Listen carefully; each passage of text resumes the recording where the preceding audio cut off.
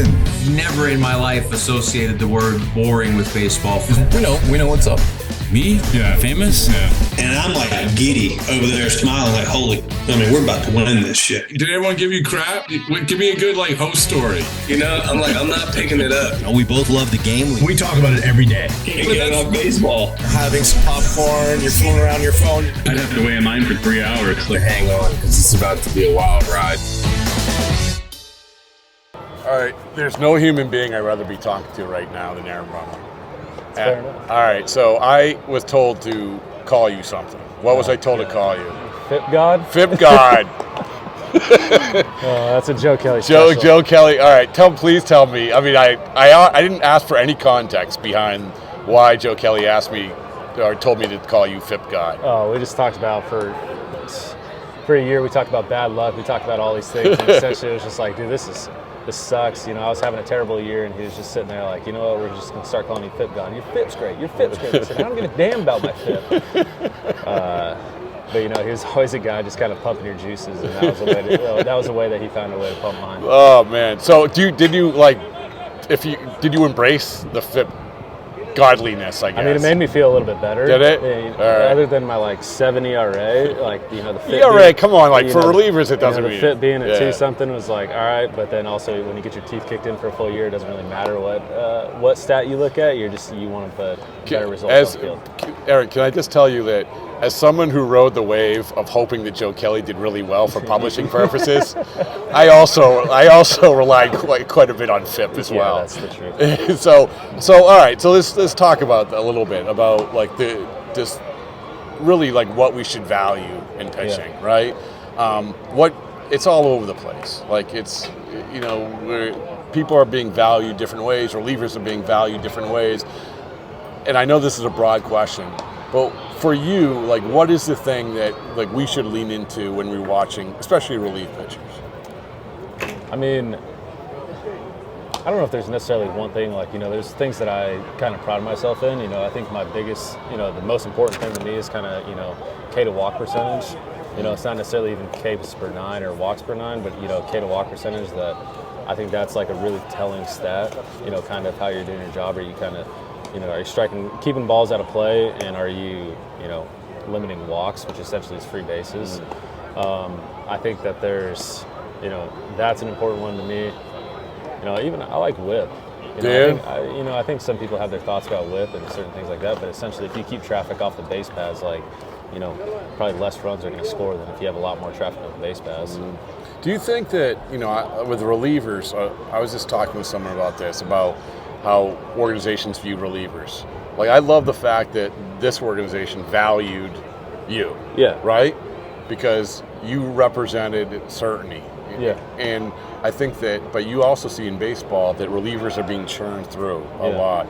When you guys are in your community, is that talked about at all? Oh, yeah. Really? We talk about it with everybody. You're just a middle reliever. And it doesn't really matter if you're a starter 1 through 5, If you're the number 1 starter or the number 5 starter, you put up your numbers, you're going to go out there and, be successful. You know what I mean? It doesn't matter whether or not you started the first game of the season, last game of the season, whatever. If you have one bad week, we talk a little bit about ERA and things like that, but if you have 2 bad weeks as a reliever, that's a season. And that's easy for somebody else, that's easy for somebody to write off and say, man, that was a bad season. That guy, it's the variables of being a reliever are so much higher. But I think that there's certain things that teams value, like the Atlanta Braves do a great job valuing relievers. They value the veteran reliever that can, it's kind of, maybe proven commodity, a guy that's been out there and done it before.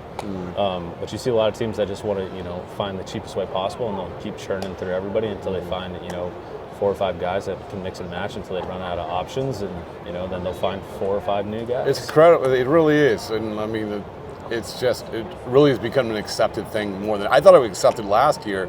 I think it's more accepted this year than ever. It's not turning, and I think that's the thing where it's now with the rise of, the rise of analytics and the rise of pitch development or something along those lines. I could, I'm not that knee deep into it, but I could sit there and tell you, I could read a computer screen and say this guy's got, this guy in A-ball's got a chance to pitch in the big leagues. It's a matter of, hey, does he throw quality strikes for 3 weeks.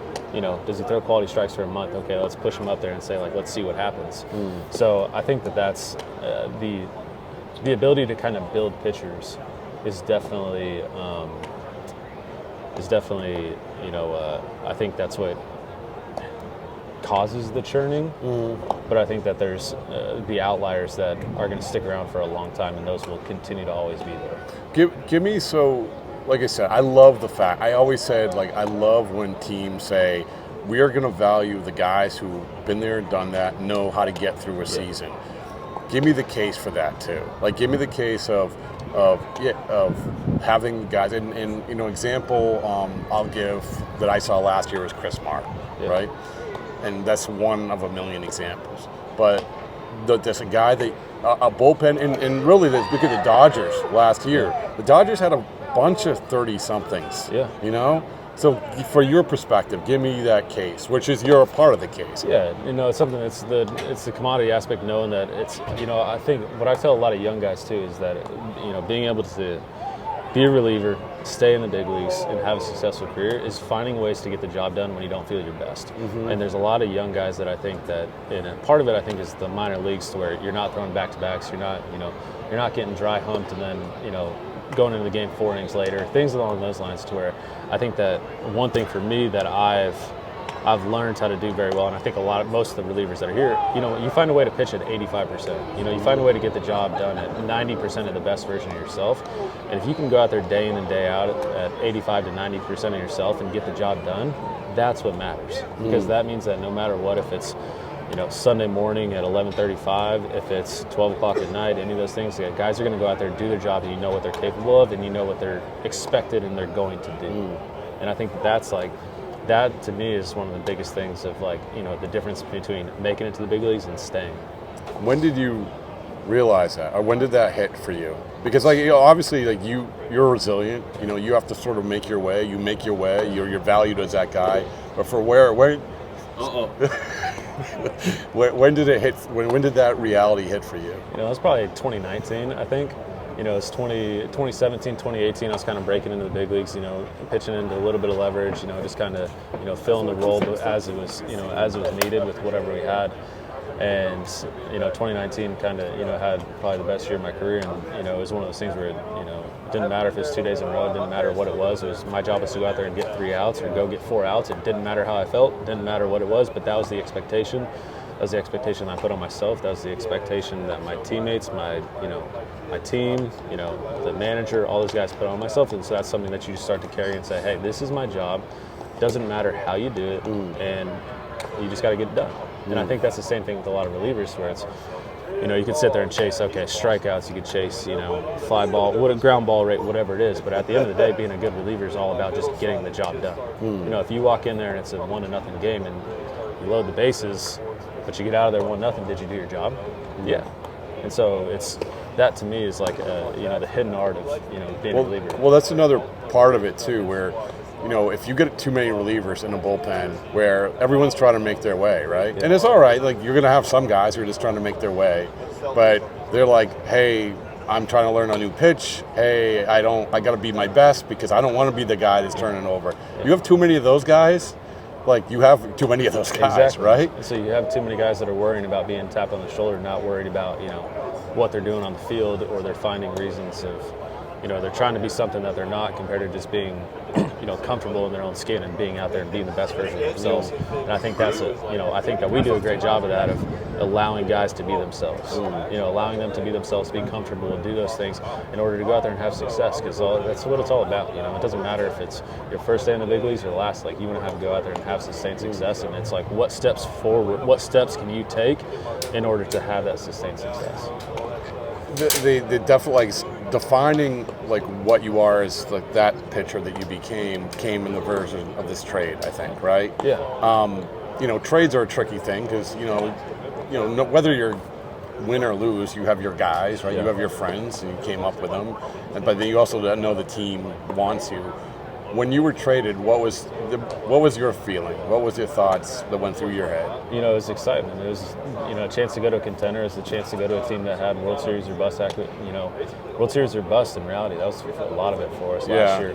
And honestly, it was, something that, in the face of my 2023 where I felt like I got my teeth kicked in every other day, and I got Joe Kelly calling me the FIP God and all these things, trying to bring this like sunshine on a cloudy day that was just a bad season, for them to go out there and see the things that I do well, and honestly value the things that I do well. That's where you want to be. You want to be in a spot where you're valued to what you bring to the table. It's like, ground ball, I pride myself in being able to get ground balls and strike people out, which is honestly, there's not that many people that have, really high K rates and really high ground ball rates. It's just something that doesn't really coincide. Me at my best, I'm very good at both. And so for that team and, for Atlanta, to value that, that's important to me, and hopefully that I can make good on that promise that they made to me. Cliche question, where were you when you found out you were traded? Oh, me and my wife were sleeping. You were? Yeah, I got a phone call from Chris Getz, and we're like, what? It's 12:30 at night. What are we doing? 12:30 at night? It was, Really? I don't know if it's 12:30 at night, but we were definitely Never. sleeping. Those calls are never. Yeah, we were sitting there like, okay, this is okay. Well, it's gonna only really be about one thing. Well, let's. So it was good. It was. Did you get back to sleep? It was like a 5 melatonin probably, night. Yeah, probably 5 hours later, we were sitting there and we're like, immediately started looking for a new place to live. Had canceled a lease in Chicago. Did all these things. And we're like, all right, let's get. It was good. It was a good time. So. What? So this is a broader question, but you seem like an intelligent baseball guy.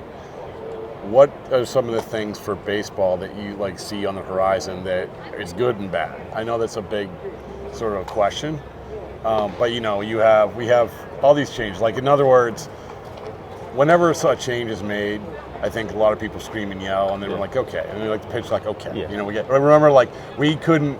How are we going to do this in the postseason? Now it happens. No, nobody. Once you get used to it, nobody cares. And then there's ideas where you're like, no, that's like where, the starter's going 6 innings. Yeah, I think putting any restriction on the way that you use your roster is not good. Yeah. Based on health, based on health, flow of the game, any of those things. I don't like the idea of putting any restriction on the way that you use the players on your roster, the forcing of doing those things, any of those things. Honestly, one thing that I'm a big fan of that I think is, it's not necessarily a rule change or anything.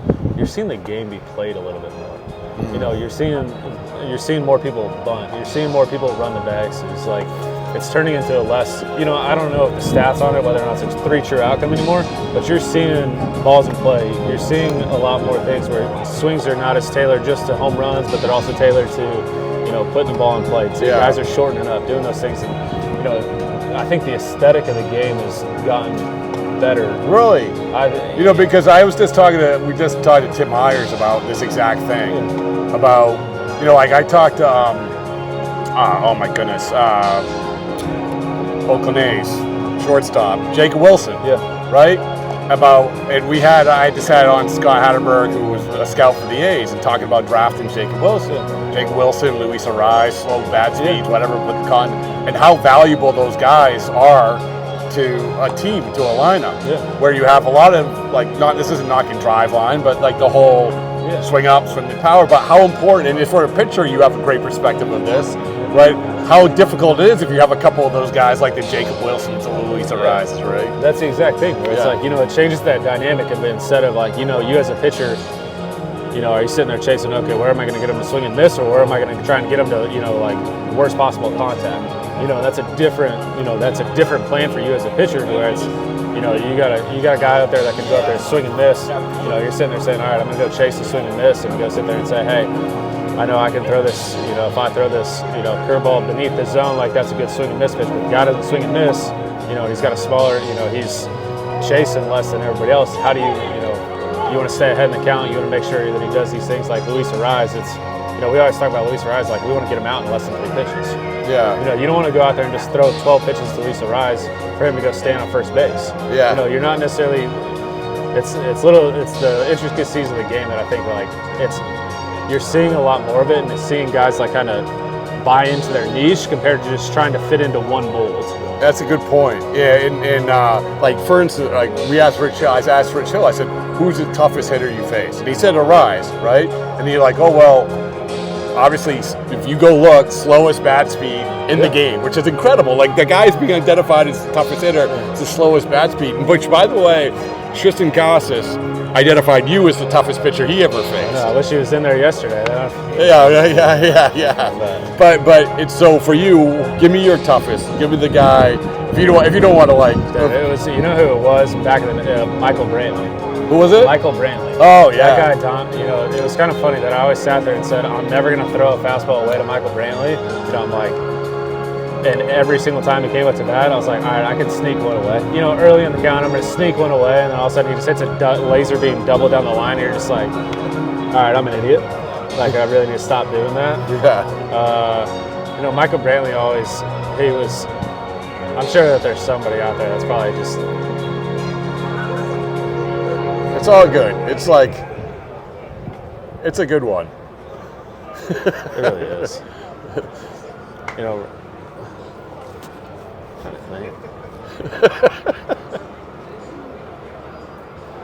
mean, there's guys like Rafi always puts up good at bats. Yeah. And he gets to play with the monster. Like, he just kind of gets the footballs the other side. There's a lot of guys nowadays. Yeah, but I love your thought process through it. I mean, so this is the last thing, is that so we talked about when Joe walked into the clubhouse with a box of books. Maybe he didn't. I don't know. I gave out the books, right? All right. He's like, were you shocked? Were you like? No, dude. Joe's such like an intrinsic guy to where I think that Joe's like. Once you actually get to meet Joe Kelly, he's such a different guy than what you expect. Yeah. You see like what's on surface, you hear the stories, you hear about Joe Kelly Fight Club, you hear about all those things. And then when you actually get to know Joe, that there's that purpose behind everything that he does. Yeah. And so like him writing a book and doing those things, like it makes sense. So the chapter he's most proud of is chapter 7, which is where he sat down with Rob Manfred. Yeah. And I transcribed the whole thing. And I said, Joe, you're a good interviewer because you say no shit after every second sentence. No shit, Rob. No shit, right? But so this is a question I would ask you. Like, this was, by the way, which would be the equivalent, when I tell people that, it's like the equivalent of Ty Domi interviewing Gary Bettman, right? Guy who's been suspended by this guy. But Manfred loved it. Like, he loved it, he humanized him, everything else. If you got that chance, if you said, I'm sitting down with Manfred, and I know that you guys, he came around, what is something that you would want to talk to him about? And it doesn't necessarily have to be like, oh, how dare you do this or whatever, but just something you want to talk to him about. I mean, I'm always fascinated by the ownership side of things. Yeah. And not necessarily like but it's like what the,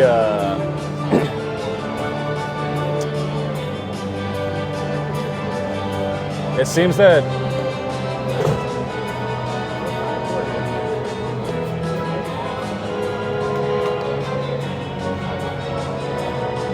to be honest with you, something that's interesting to me is I'm curious to see where he thinks ownership of baseball moves forward.